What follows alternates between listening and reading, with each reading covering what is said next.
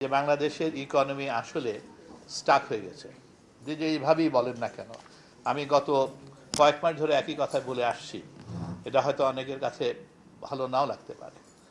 আমরা কিন্তু তিনটা পিলারের উপর দাঁড়িয়ে আছি। একটা হলো ফরেন রেমিটেন্স, দ্বিতীয় হলো এগ্রিকালচার, তৃতীয় হলো এক্সপোর্ট বলতে আসলে ইসে আরএমজি।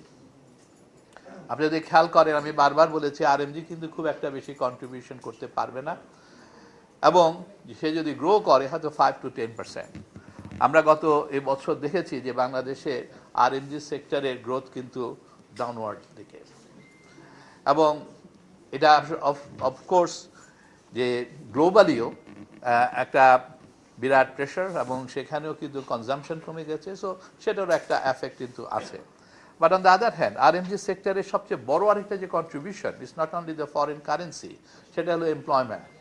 এমপ্লয়মেন্টের দিক থেকে যদি আপনারা খেয়াল করেন, দেখবেন যে আরএমজি সেক্টর 10 বছর আগেও কিন্তু আমরা শুনেছি 4 মিলিয়ন, মানে 40 লক্ষ ওয়ার্কিং ফোর্স।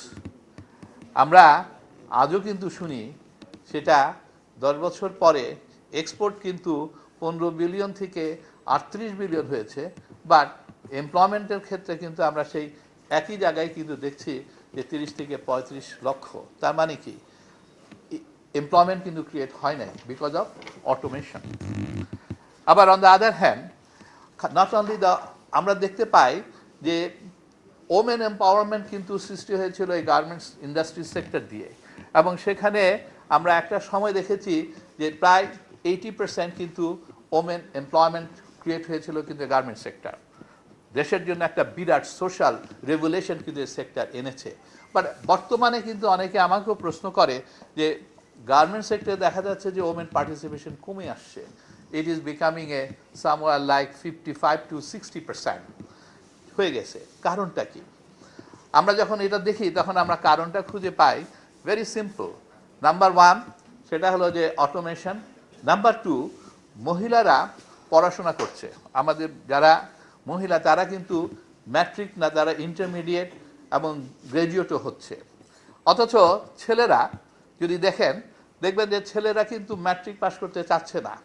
ক্লাস 8 থেকে 10 ক্লাসে পর্যন্ত দেখা যাচ্ছে যে ছেলে মেয়েদের পার্টিসিপেশন কমে it's becoming A only 56% or 58% হয়ে গেছে, বিকজ মেজরিটি ছেলে আর পড়াশোনা করতে চাচ্ছে না। ওরা দেখছে যে ডিপ্লোমা কোর্সেরও কিন্তু ভ্যালু নাই বাংলাদেশে, যে ইংরেজি ইট ইজ এ সার্টিফিকেট, এটা ওই ধরনের কোনো কিছু না।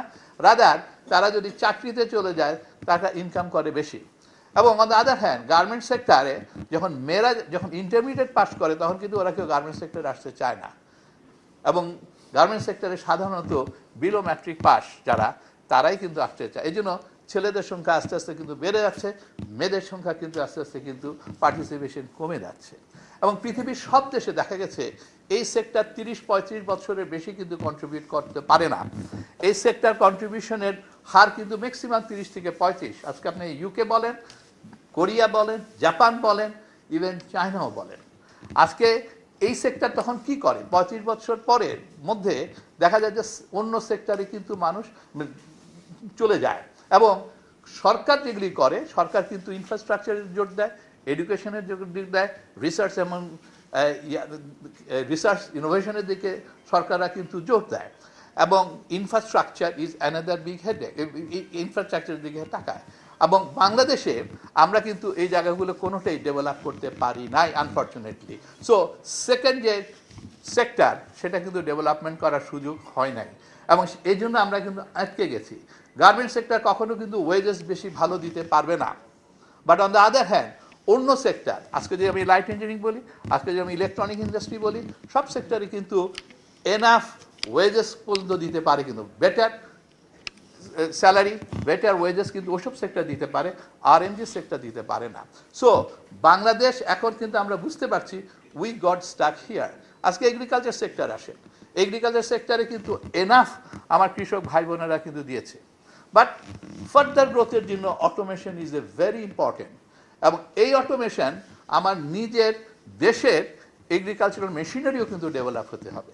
আমরা সেই জায়গাও কিন্তু ডেভেলপ করতে আনফর্চুনেটলি পারি নাই।